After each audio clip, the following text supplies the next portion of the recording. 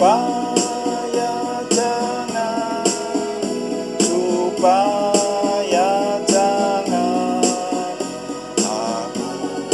berdosa padamu.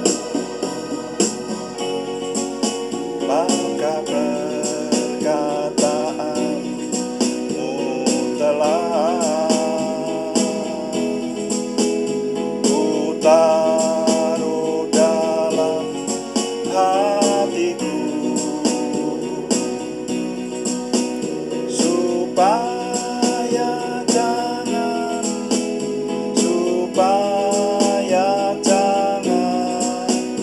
aku berdosa padamu.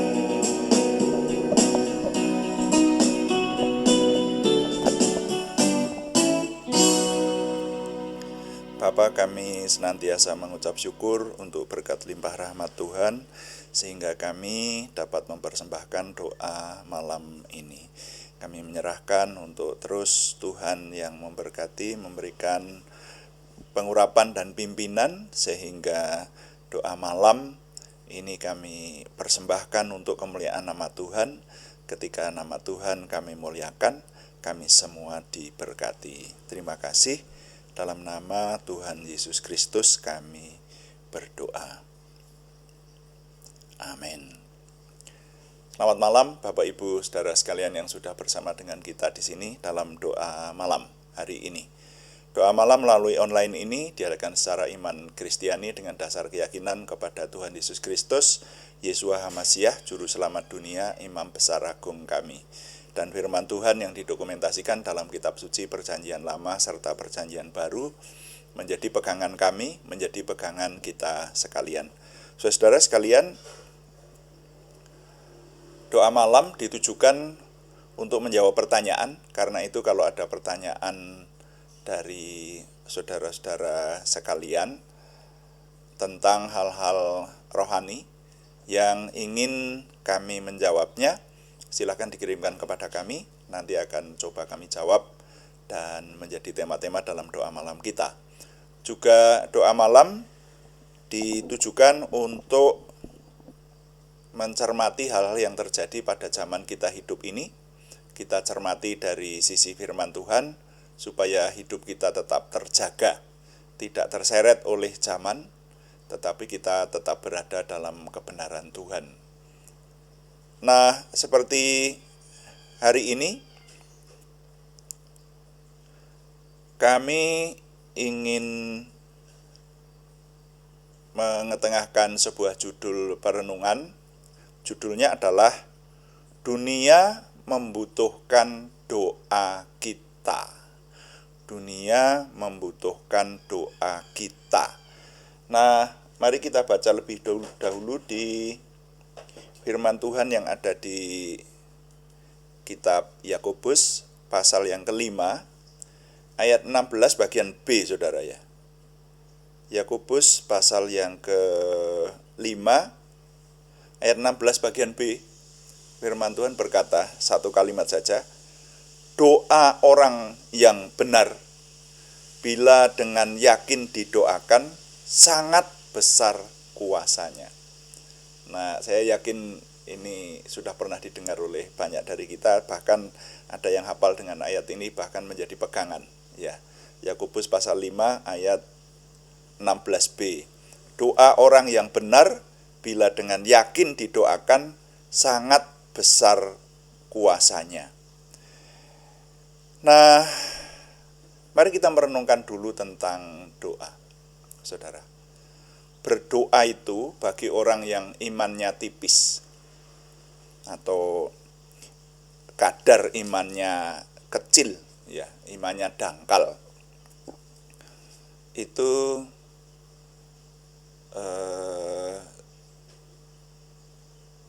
tidak dihargai. Orang yang imannya semakin dangkal, kadar imannya semakin kecil, semakin tidak tertarik untuk berdoa. Ya. Nah, makanya sama-sama orang beriman, ada banyak orang beriman. Saudara lihat salah satu tolok ukurnya adalah dari doanya. Orang beriman itu, kalau orang yang beriman itu kan percaya kepada Tuhan. Jadi kalau orang percaya kepada Tuhan, itu dia bergaul karib dengan Tuhan. Nah, pergaulan karib dengan Tuhan itu ditandai dengan banyak berdoa. Doa-doa yang diwajibkan atau bahkan doa-doa yang tidak diwajibkan pun, tapi orang jadi suka berdoa. Nah, orang tidak suka berdoa kenapa? Ya karena kurang percaya bahwa Tuhan itu ada, lalu kurang percaya bahwa doanya punya kuasa, begitu. Bahwa doanya itu nanti akan ada hasilnya. Berdoa itu ada hasilnya. Nah, kalau orang yang tidak percaya bahwa berdoa itu ada hasilnya, ya makanya tidak berdoa. Itu artinya kepercayaannya kepada Tuhan kecil atau tipis, seperti itu. Nah, tapi bagi orang yang imannya lebih kuat, itu orang rajin melakukan doa. Kenapa? Karena punya keyakinan bahwa doanya itu ada hasilnya, begitu. Ditinjau dari segi apapun, berdoa itu ada hasilnya, saudara ya. Biasanya orang-orang yang rajin berdoa itu orang-orang yang semakin punya pengalaman bahwa doanya ada hasilnya, maka dia rajin berdoa. Yang namanya hasil itu belum tentu hanya berupa terkabulnya sebuah doa, terkabulnya permintaan, tetapi dalam berdoa itu sendiri orang menikmati doanya itu, dan dalam doanya itu dia mendapat kekuatan. Mungkin permintaan yang dia minta itu tidak diberi sama Tuhan, tapi ketika orang banyak berdoa, maka ibarat orang melakukan olahraga, otot-otot di lengan dan kakinya, di tubuhnya semakin kuat karena dia rajin berlatih. Semakin merasakan bahwa ada kekuatan mental, kekuatan iman, kekuatan, kalau olahraga ya jasmaniah, seperti itu. Maka orang jadi suka melakukannya. Jadi berdoa itu kegunaannya bukan melulu kepada permintaan yang dikabulkan, tetapi juga kepada kenikmatan doa dan juga kekuatan yang muncul dari kebiasaan berdoa. Mudah-mudahan saudara bisa menangkap apa yang saya ketengahkan ini, saudara ya. Karena begini, orang yang berdoa itu pada umumnya mengartikan yang namanya doa itu mesti minta, ya toh. Doa itu mesti minta. Nah, nanti ini akan saya bahas dalam perenungan besok sore lebih lengkap lagi. Tetapi berdoa itu sebetulnya bukan hanya minta, tapi minta itu juga tidak salah. Karena firman Tuhan berkata, kamu tidak menerima apa-apa karena kamu tidak berdoa. Nah, bagi orang-orang yang meyakini bahwa doanya itu diterima oleh Tuhan, didengar oleh Tuhan, dan dikabulkan oleh Tuhan, maka orang menjadi rajin berdoa. Dan doa itu sering ada hasil yang nyata. Di Alkitab ada banyak contoh. Tokoh-tokoh Alkitab doanya diterima Tuhan. Musa berdoa, dan doanya dijawab Tuhan seketika. Banyak dijawab Tuhan seketika. Tokoh-tokoh Alkitab, Abraham berdoa, Daud berdoa, Elia berdoa, dan doanya dijawab oleh Tuhan. Maka mereka menjadi rajin berdoa. Nah, itu saudara sekalian ya.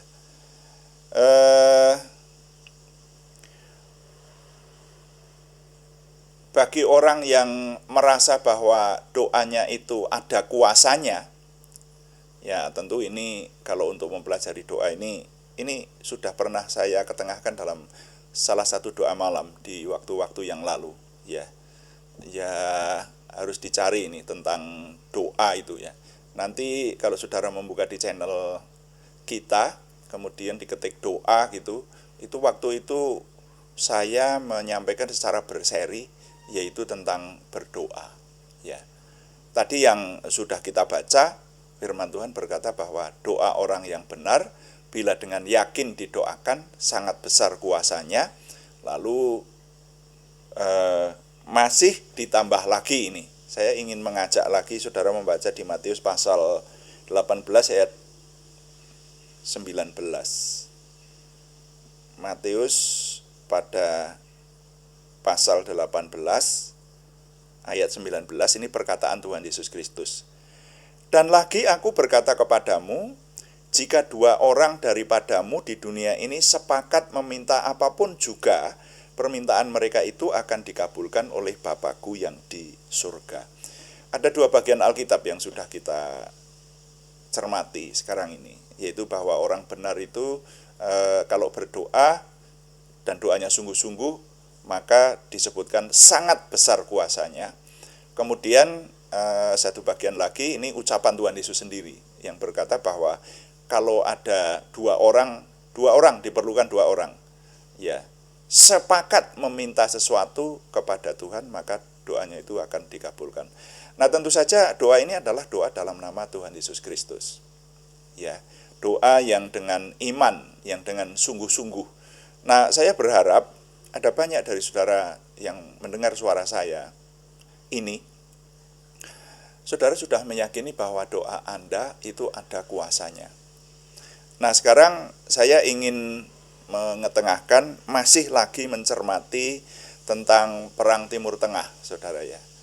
Perang Timur Tengah itu memerlukan doa kita.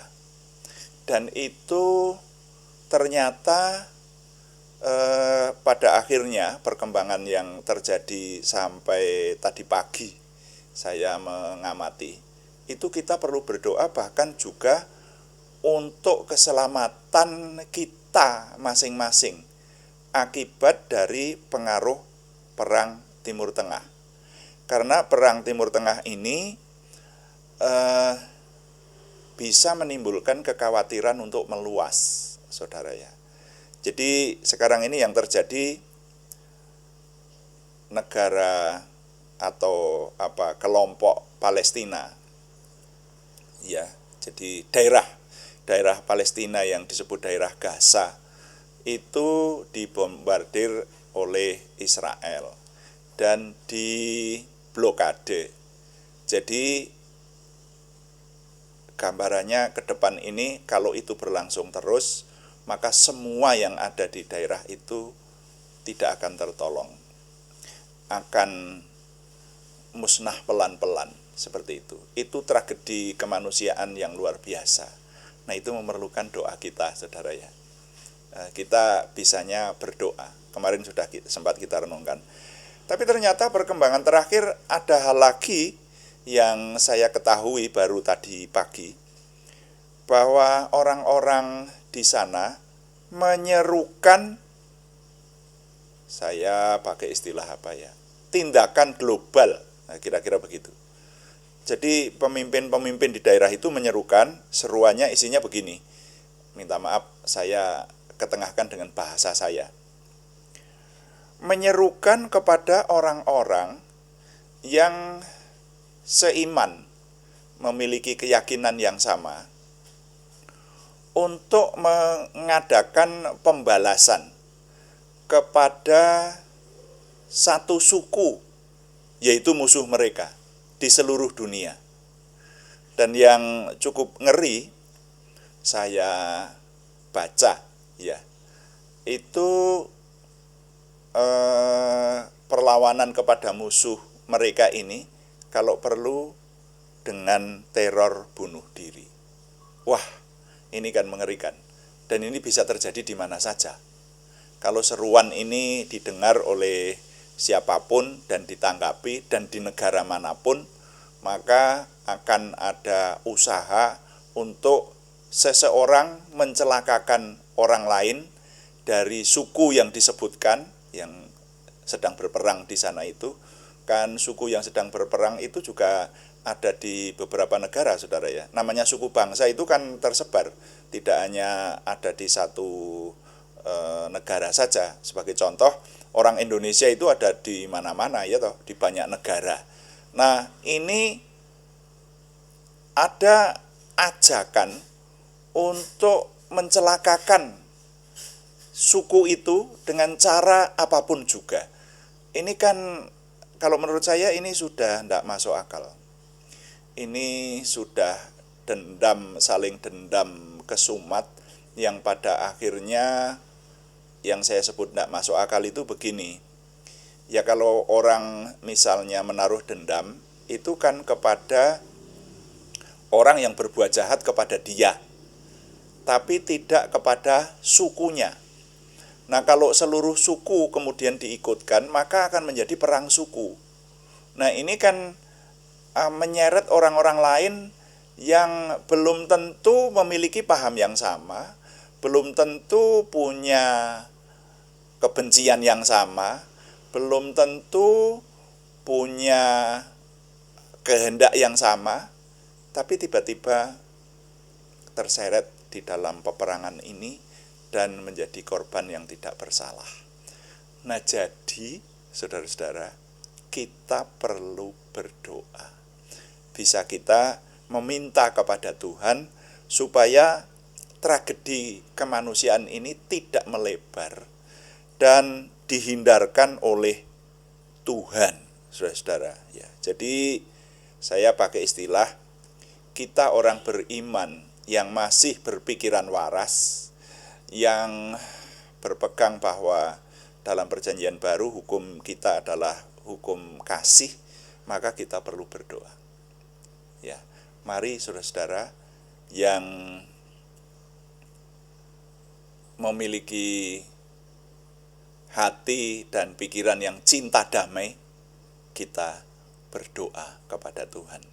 Jadi untuk kali ini kita akan menutup dengan doa, kecuali doa yang sudah selalu kita ucapkan, yaitu doa Bapa Kami dan doa Yabes yang kalimatnya sudah dimodifikasi. Yang selalu saya gunakan untuk berdoa itu adalah doa Yabes, saudara ya. Itu ada di kitab Hakim-Hakim ya ayatnya. Nah, tapi sudah dimodifikasi. Nah, kita akan berdoa supaya dunia terhindar dari tragedi kemanusiaan. Itu intinya. Jadi nilai yang dapat saya ketengahkan bunyinya begini. Bagi orang beriman yang cinta damai, mari menyadari bahwa doa kita dibutuhkan oleh dunia. Sekali lagi, bagi orang beriman yang cinta damai, mari menyadari bahwa doa kita dibutuhkan oleh dunia. Mari kita berdoa.